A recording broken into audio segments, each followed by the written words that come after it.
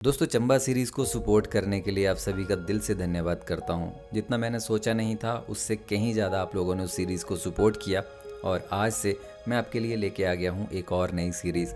इस सीरीज़ को मैं मनाली से स्टार्ट कर रहा हूं, उसके बाद मैं लाहौल, फिर किल्लाड़ और किल्लाड़ से साच पास होते हुए चंबा तक जाऊँगा। अपनी इस 10 दिन की जर्नी में मैं काफ़ी जगहों में घूमा हुआ हूँ, काफ़ी लोगों से मिला हुआ हूँ। उनका अनुभव आप लोगों के साथ शेयर करूँगा। यहाँ के लोगों का रहन सहन कैसा है, क्या इनका खान पान है, किस तरीके की इनकी परंपराएं हैं, ये सारी चीज़ें जो हैं वो आपको इस सीरीज़ में देखने को मिलेंगी। और इसके साथ साथ अगर आप भी इन जगहों को घूमना चाहते हैं तो किस तरीके से अपना जो वो ट्रिप है जो प्लान कर सकते हैं, वो सारी जानकारी जो है वो आपको इस सीरीज़ में देने की कोशिश करूँगा। ये सफ़र जो है वो मैं HRTC में कर रहा हूँ और HRTC का सफ़र तो आपको हमेशा ही पता है कि कैसे दुर्गम रास्तों से जो हमारे ड्राइवर भाई हैं उनको सल्यूट करता हूँ मैं, कि जो अपनी जान को जोखिम में डालते हुए हमें सुरक्षित एक स्थान से दूसरे स्थान तक पहुँचाते हैं। तो जो HRTC का सफ़र है वो भी रोमांच भरा रहेगा। तो ये सारी चीज़ें देखने के लिए आप मेरी इस सीरीज़ में बने रहिएगा।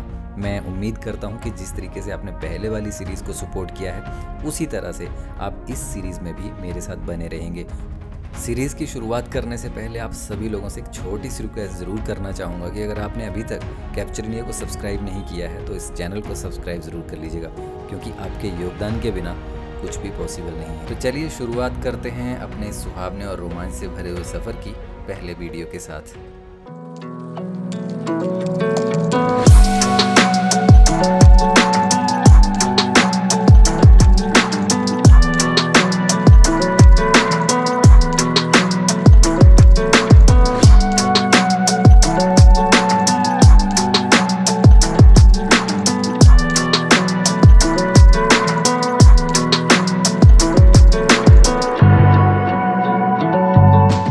अब अपनी इस जर्नी की शुरुआत मैं अपने होम टाउन हमीरपुर से करता हूँ।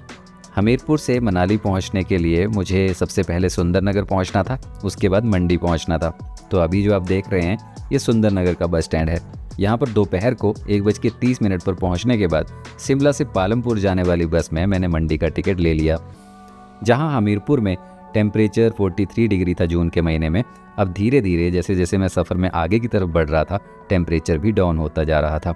सब कुछ सही चल रहा था। इधर उधर की पहाड़ियों का एंजॉय करते हुए और जो भी नज़ारे आते जा रहे थे उनका मज़ा लेते हुए मैं सफ़र में आगे की तरफ बढ़ रहा था। लेकिन जैसे ही गाड़ी 10-12 किलोमीटर आगे पहुंची तो कुछ ऐसा देखने को मिला। यहाँ पे बस का टायर पंचर हो जाता है और मंडी अभी भी यहाँ से 14 किलोमीटर दूर था।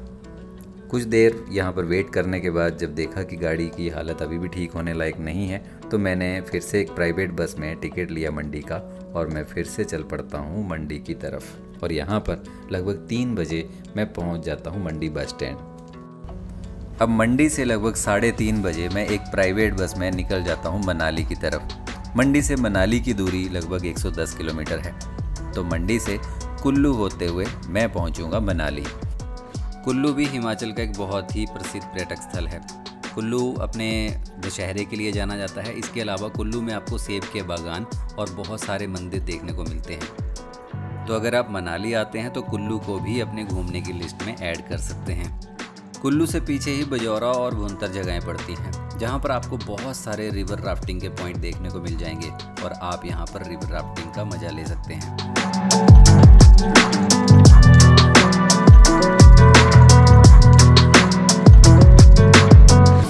तो यहाँ पे मैं भुंतर पहुँच गया हूँ और ये जो सामने वाला रोड है ये मणिकरण की तरफ जाता है और जो सीधा रोड है वो कुल्लू और मनाली की तरफ जाएगा।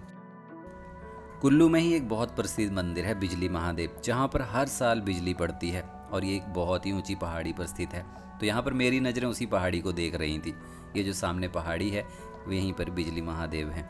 साथ में मेरे साथ जो बगल में सवारी बैठी हुई थी उनसे पूछा मैंने कि यहाँ अगर पहुँचना हो तो कौन सी जगह से जाना सही रहेगा, मतलब बसेस वगैरह कहाँ से चलती हैं।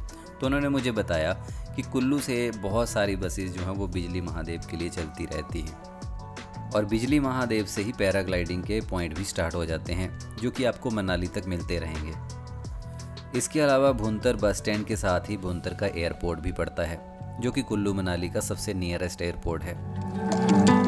तो अगर आप कुल्लू या मनाली फ़्लाइट से आना चाहते हैं तो चंडीगढ़ और दिल्ली से यहाँ के लिए फ़्लाइट बुक कर सकते हैं। और यहाँ पर 6 बजे मैं पहुँच जाता हूँ कुल्लू बस स्टैंड और यहाँ पर आधा घंटा रुकने के बाद हमारी बस फिर से चलती है मनाली के लिए।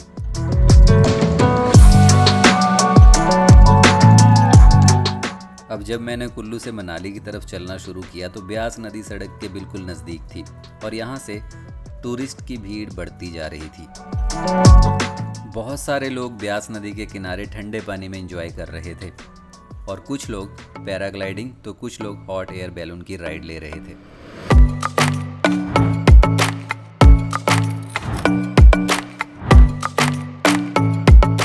तो 3:30 बजे मंडी से चलने के बाद लगभग 8 बजे मैं यहाँ पर पहुँच जाता हूँ मनाली बस स्टैंड। मनाली पहुँचने के बाद लगभग 1 से 2 घंटे मैं मनाली के मॉल रोड पे ही घूमता रहता हूँ। बहुत सारे टूरिस्ट यहाँ पर अपनी छुट्टियों को एंजॉय करने के लिए पहुँचे हुए थे। ऐसा लग ही नहीं रहा था कि रात के 11 बज चुके हैं। तो इस तरीके से अपने पहले दिन के सफ़र में मैंने अपने होम टाउन से मनाली तक का सफ़र किया और कल सुबह मैं निकलूँगा अपनी नई डेस्टिनेशन के लिए जो कि केलोंग है। तो उस वीडियो में भी मेरे साथ बने रहिएगा। इस वीडियो में बने रहने के लिए धन्यवाद।